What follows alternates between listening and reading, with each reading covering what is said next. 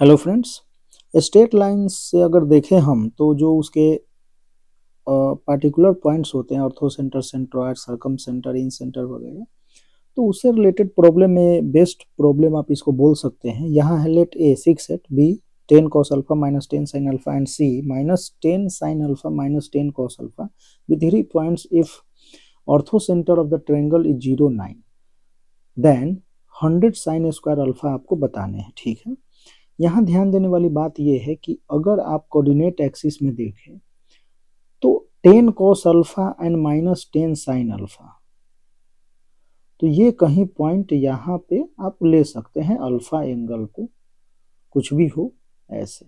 B point, C point को अगर आप देखते हैं तो ये क्या है, इसको भी आप ले सकते हैं इधर सी पॉइंट कहीं पे, सॉरी ये सी पॉइंट यहाँ पे, अच्छा बी को और थोड़ा 10 है ना, और 6 8 तो कहीं यहाँ पे 6 8 ये ए पॉइंट आप ले सकते हैं। तो ऐसा कुछ कोई एक ट्रायंगल होगा। बस ध्यान देने वाली बात यहाँ पे ये है,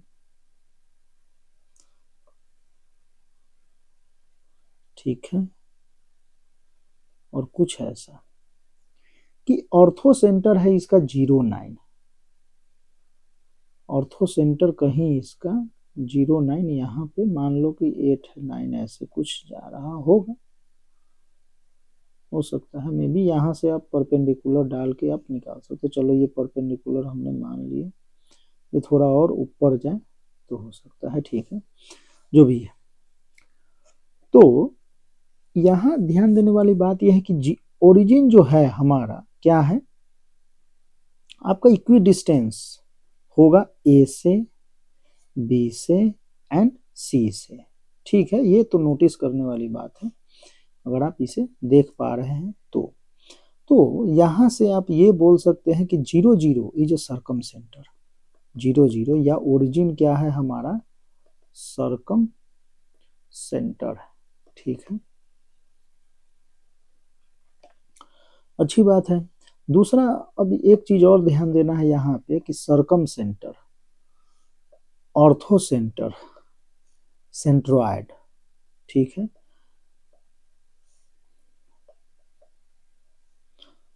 तो ये जो हमारा है वो 0 9 दे रखा है, ये है 0 0, और जी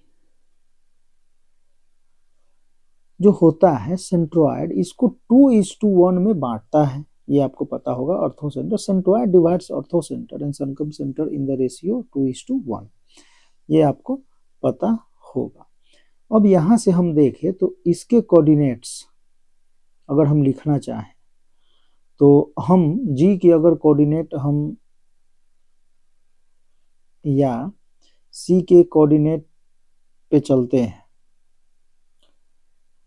अच्छा जी के कोऑर्डिनेट तो हमें पता ही है, जी के कोऑर्डिनेट अगर हम लिखना चाहें तो क्या लिख सकते हैं, 6 plus 10 cos alpha, 10 cos alpha minus 10 sin alpha, ठीक है, बाई 3 कॉमा और y 8 minus 10 sin alpha minus 10 cos alpha by 3, ठीक है।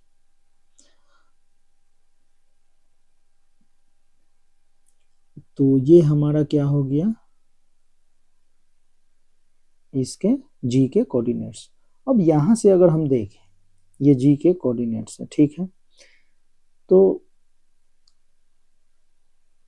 और अच्छा ये 2:1 में बांटता भी है, तो हम इसको ऐसे लिख सकते हैं कि जो इसके कोऑर्डिनेट्स है means 6 plus 10 cos alpha minus 10 sin alpha by 3, ये किसके इक्वल होगा, तो ये होगा 2 इंटू 0 1 इंटू 0 बाई 2 प्लस 1 3, तो ये हो जाएगा 0 फर्स्ट। ये दूसरा, अगर हम 8 minus 10 sin alpha minus 10 cos of alpha by 3 लेते हैं तो ये जो है वो किसके इक्वल है, तो ये हो जाएगा 1 इंटू 9 1 इंटू 9 प्लस 2 इंटू 0/3। तो इसको हम 3 लिख सकते हैं। चलिए, तो इन दोनों इक्वेशन को हम सॉल्व कर लेंगे। यहाँ से ये हो जाएगा क्या, 6 plus 10 cos alpha minus sine alpha which is equal to 0। तो यहाँ से हम लिख सकते हैं sine alpha minus cos alpha equal to 3/5। ठीक है, ओके। यहां से अगर हम देखें तो ये हो जाएगा 8 minus 10 sine alpha plus cos alpha which is equal to 9।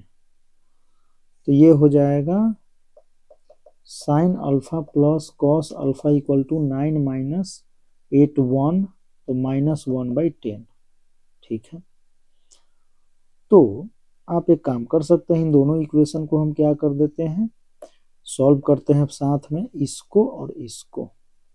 तो इनको हम अगर ऐड कर दें तो ये क्या हो जाएगा, 2 साइन अल्फा इक्वल टू 3/5 -1/10। इसको हम लिख सकते हैं 6 minus 6/10 -1/10 which is equal to 5/10 which is equal to 1/2। तो यहां से साइन अल्फा को हम लिख सकते हैं 1/4।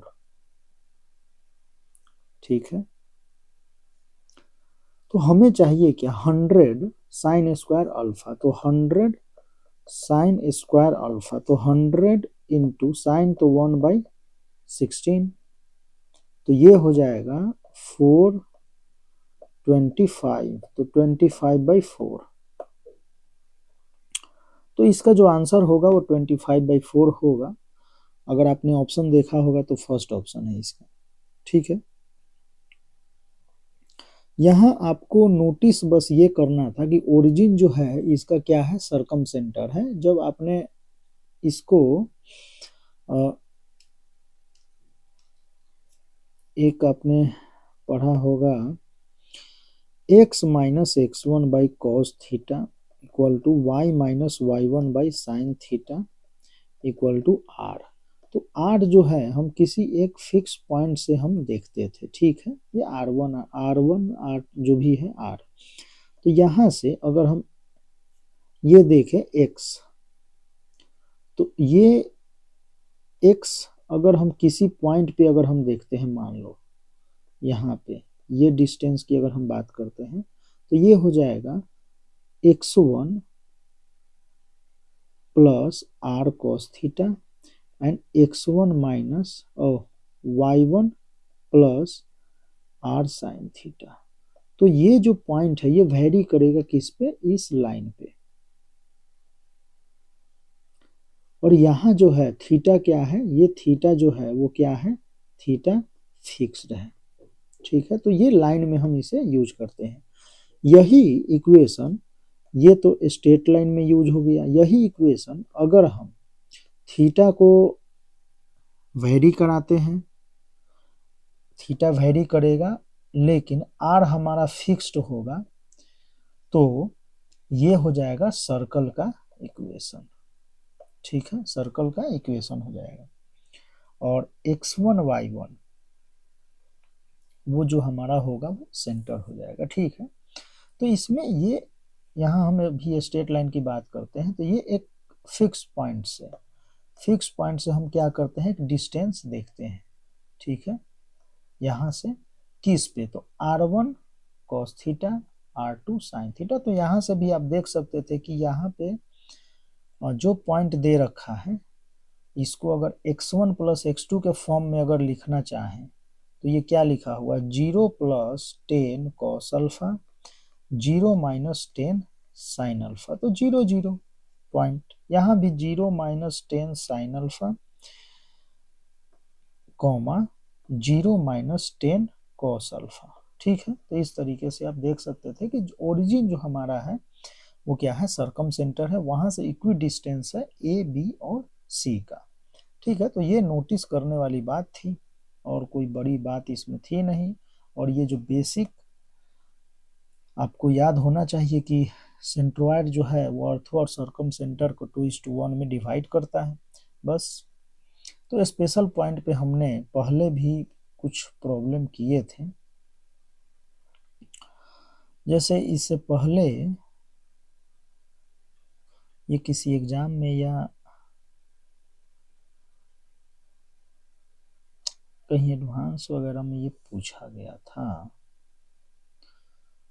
इस टाइप के problem. Let tan alpha tan beta tan gamma alpha beta not equal to 2n-1 pi 2, n belongs to natural number, be the slope of 3 segments OA, OB, OC respectively. O is the origin. If the circumcenter of this coincide the origin and through center lies on y axis, then find it.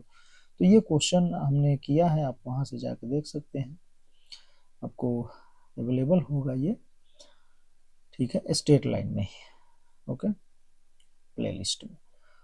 तो ठीक है, तो ऐसे special points वाले जो particular points जो भी ortho centre circum centre इससे रिलेटेड प्रॉब्लम आपको जहां भी मिले उसकी प्रैक्टिस करें आप, और ऐसे क्वेश्चन पूछे जा रहे हैं।